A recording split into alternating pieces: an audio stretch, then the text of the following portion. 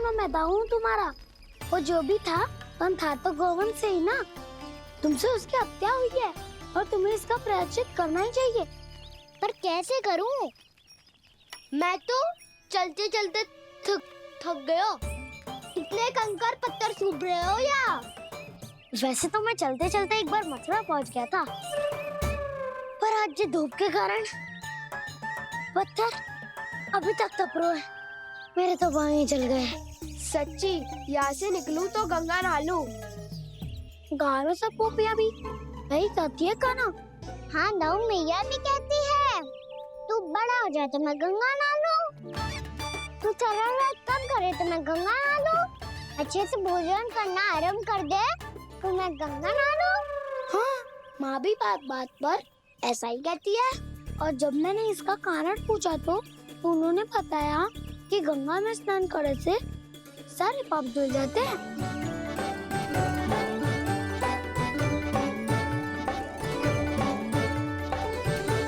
सुनो गोपालक सुनो, ये सूखा सूखा मार्ग छोड़ो, यमुना जी के किनारे किनारे होके चलते हैं, बहुत आनंद आएगा। काना, मैं गंगा की बात कर रहा था, यमुना की नहीं। तो आप चलिए तो सही।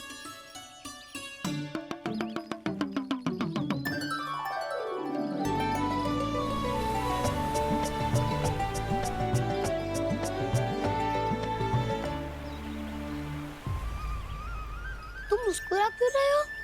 कौन सी योजना बन रही है तुम्हारे मस्तिष्क में? और हम यमुना की ओर क्यों जा रहे हैं? इतनी कोमल और ठंडी है यहाँ की भूमि। काना, बहुत बढ़िया मार्ग चुना है तूने। पिछले मार्ग पे चलते रहते तो घर पहुँचने से पहले ही प्राण निकल जाते हमारे। यही तो यमुना जी का चमत्कार है सखाओ। अब समझा कि तुमने ये वाला मार्ग क्यों चुना था। पर काना, गंगा स्नान की समस्या का समाधान कैसे निकालोगे तुम? उसमें तो यमुना जी भी सहायता नहीं कर पाएंगी। क्या पता कर ही दे।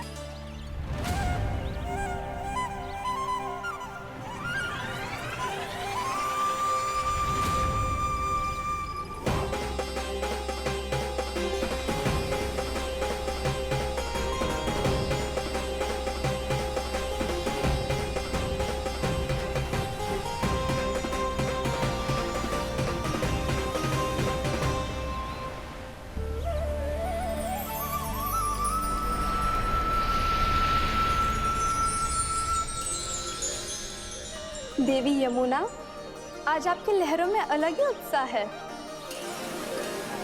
बहुत प्रसन्न लग रही है आज। प्रणाम देवी गंगा। प्रसन्नता की बात तो है ही।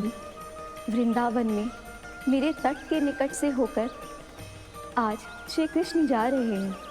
मेरा जल उनके चरण कमलों को स्पर्श कर पा रहा है देवी।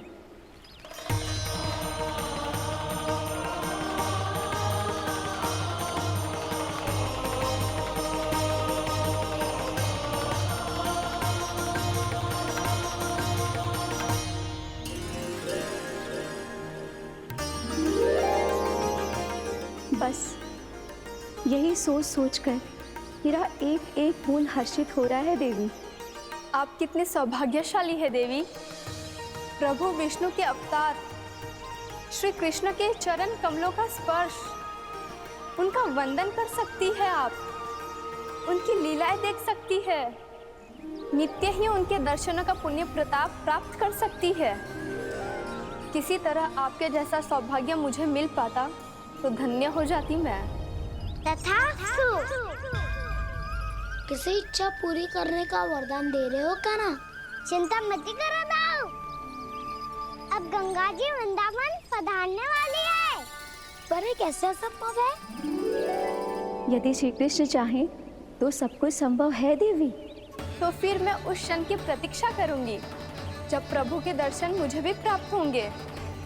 अब हर क्षण मेरे अधरों पर एक ही प्रार्थना होगी कि वो क्षण शीघ्र आए।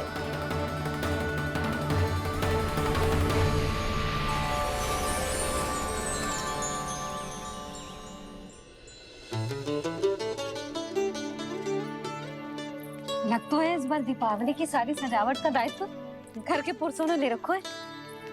रुको जी, सुनो, आपने तो कान्हा को वचन दिया था ना कि अब हम पीछे पीछे उसके साथ वन में ना जाएंगे। फिर क्यों ले जा रहे हो मुझे? कहीं कान्हा फिर से क्रोधित होगा तो? और आप अपना वचन तोड़ोगे? किसने कही मैं तुम्हें वन ले जा रहा हूँ? हैं? स्मरण करो ये सुबह, मैंने कही थी कि मैं तुम्हें कान्हा के पास ले जा रहा हूँ। ध्यान से देखो, गोदली बेला है, कान्हा बस आ तो ही होगा। अच्छा, तो जे चतुराई दिखाई है आपने? दिखानी ही पड़ती है यशोदा रानी, जब अपने लल्ला और लल्ला की मैया को दिए हुए वचन का मान रखना हो तो चतुराई तो दिखानी पड़ेगी ना। आओ।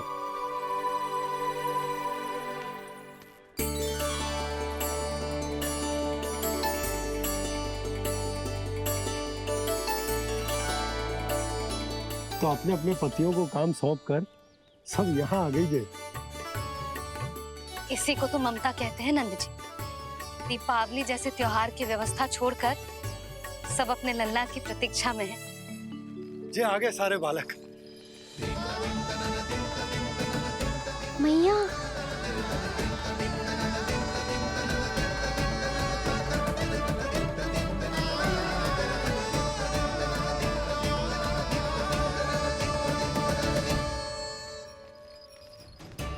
तुम्हारे करने का अर्थ क्या है कान्हा? कि गंगा जी यहाँ चले आएंगी? और ये तो असंभव है। तुम कोई महादेव शिव तो ना हो जो गंगा जी को वृंदावन में उतार लोगे। पर अलग भी तो नहीं है। मैं और वो, हम दोनों एक ही हैं।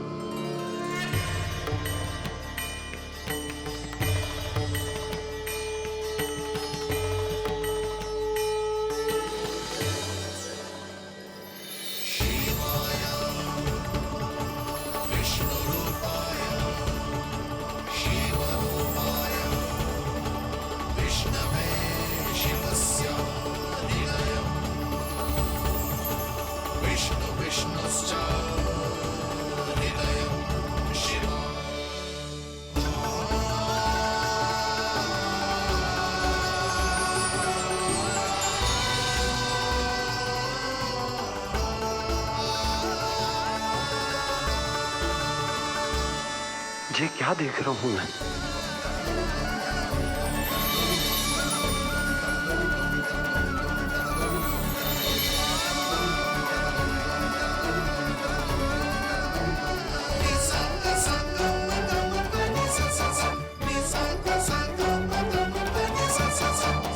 देखो तो, श्री नारायण के जैसे सज धज के गया था और कैसे भभूत में लिपट के भोलेनाथ के जैसे बन के लौटो है। हम दोनों एक ही तो है मैया, कोई अंतर ना है मुझ में और शिव जी में। हम दोनों ही जीव प्रेमी हैं, प्राणियों से भी निस्वार्थ भाव से प्रेम करते हैं और पशुओं से भी।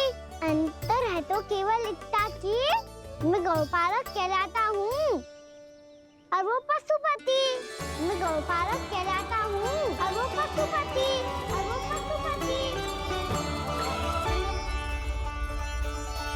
वन में पहला दिन कैसा गया कान्हा? अपने हाथ से माखन बनाकर उज्जवल से भिजवाया था। इसने दिया कि नहीं तुझे?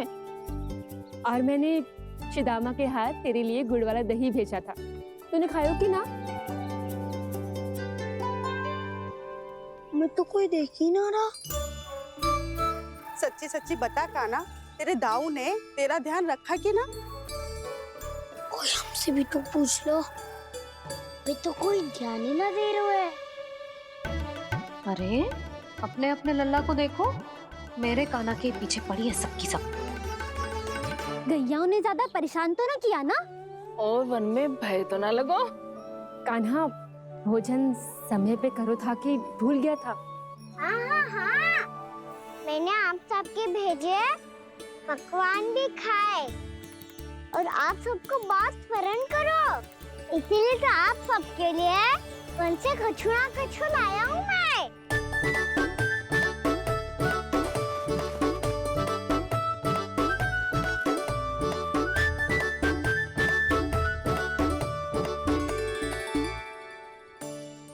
कब से इसके लिए व्याकुल थी मैं, यहीं खड़ी थी, पर इसके पास तो इतना भी समय ना है अपनी मैया की ओर आंख उठा के भी देख ले।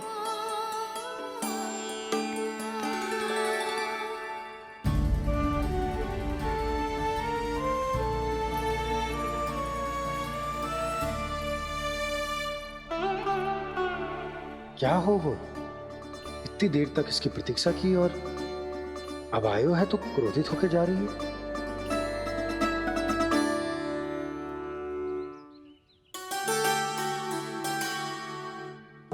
केवल गोपियों का ध्यान है, मैया का कुछ ध्यान ही ना है। बस मैं ही मूर्ख हूं, पूरा दिन इसको स्मरण करती रही, भूखी प्यासी इसकी चिंता करती रही, और जे गोपियों के लिए फूल लायो है और अपनी मैया के लिए कछु न।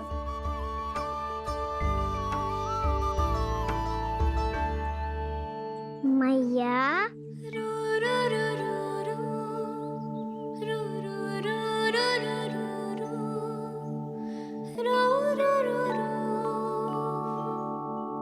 अरे वाह, मेरे स्वागत पे तो पूरा वृंदावन सजा दिया आपने। अधिक प्रसन्न होने की आवश्यकता ना है। वृंदावन तेरे लौटने की प्रसन्नता में ना, राम जी के अयोध्या लौटने की प्रसन्नता में सज रहे हैं। दीपावली है कल।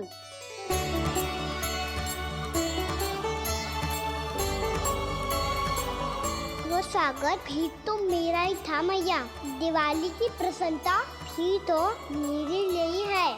हर मैया के लिए उसका लल्ला जी राम ही होता है ना मैया? ये किसने कहा तुझसे?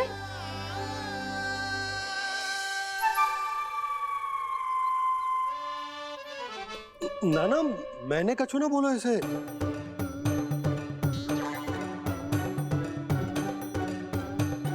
अपने राम को हृदय से ना लगाओगी मैया? तुझे अच्छे से पहचानती हूँ मैं, हृदय से ना लगनो है। तुझे तो भूख लगी आई, इसीलिए सबके बाद तुझे मैया की स्मृति आती है ना? मैया की स्मृति तो सबसे पहले आती है। चल छोटा। ना मैया, मैं सच्ची बोल रहा हूँ। मैं भले ही वन में था, पर मेरा मन तो आपके पास ही था। इसीलिए तो सबसे विशेष फूल लाई हूँ मैं आपके लिए।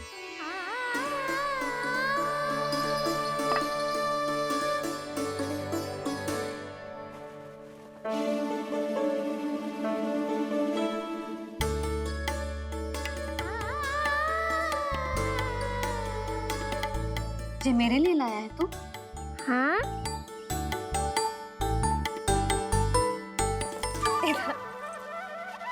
यशोमती मैया के नंद लाला,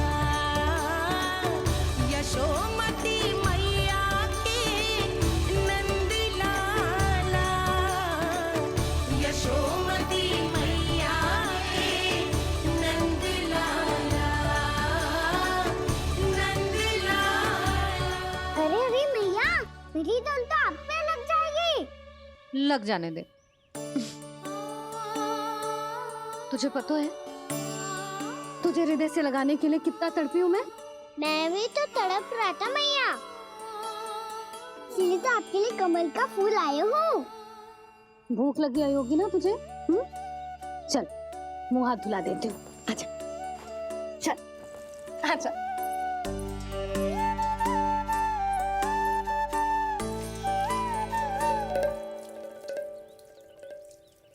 अच्छा एक बात बता नन्ना, तूने कमल के फूल को विशेष क्यों कहा?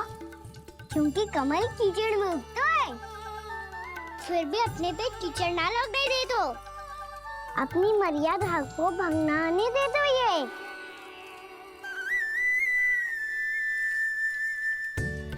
ये देखो मैया, जल भी इस पे ना ठहर पा तो उससे तो यही सिद्ध होता है ना कि संसार में लिपना तो अनाथ तक बना रहता है।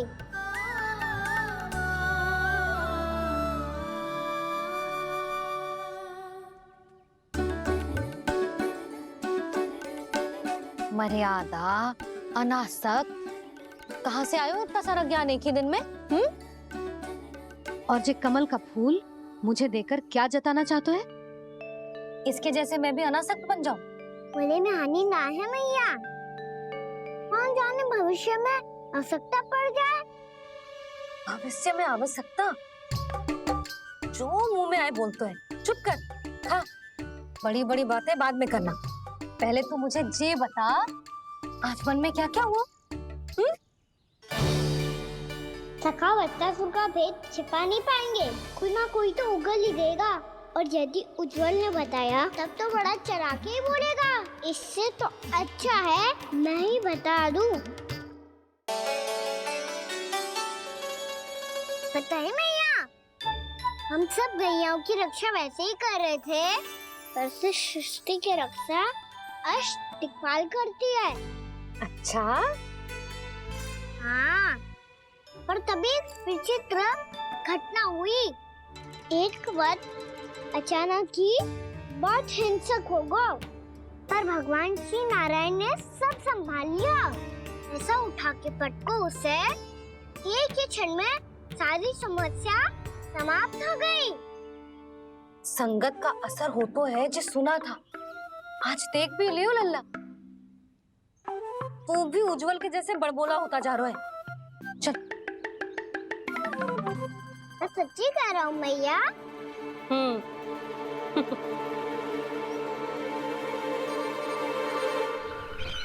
हम सभी गुप्तचरों ने अपनी आंखों से देखा है महाराज, एक ही बार में वत्सासुर के प्राण चले गए। ये वत्सासुर का अंत नहीं, एक महायुद्ध का आरंभ है। मेरे और उस विष्णु अवतार के मध्य महायुद्ध।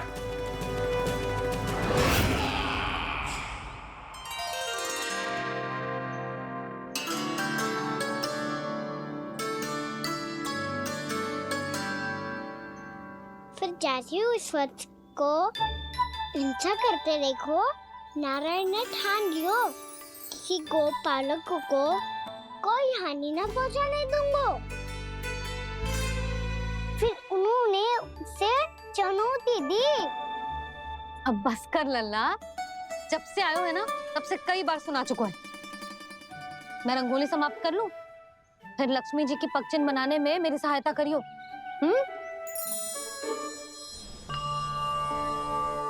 मेरे पगचिन्ह बनाने में आप सहायता करेंगे प्रभु? मैया ने आज्ञा दी है देवी, पालन तो करना होगा।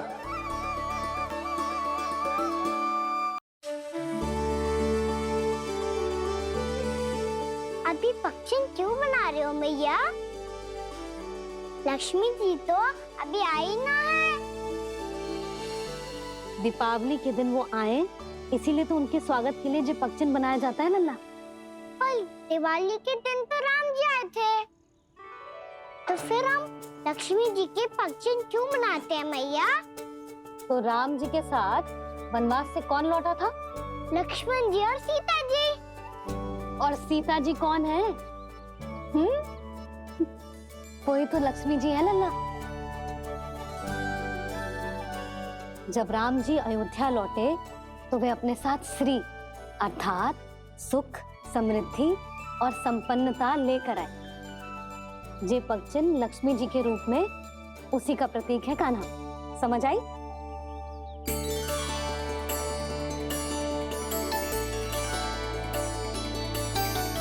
लो, मुझे तो पूर्णा मौसी के यहाँ जाना है, उनका आशीर्वाद लेने। वो भी तीर्थ यात्रा करके आई है ना।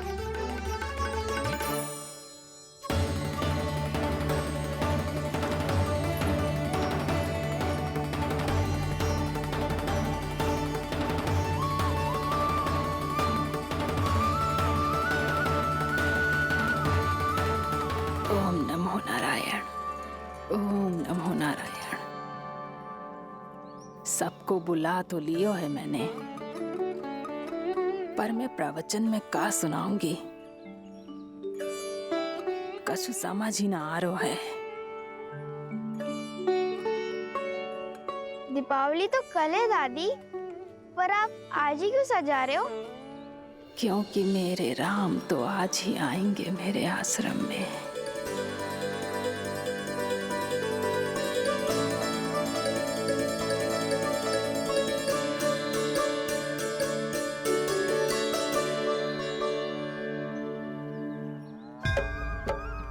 भाव विह्वल हुई करके दर्शन, पूर्ण अपने भगवान का,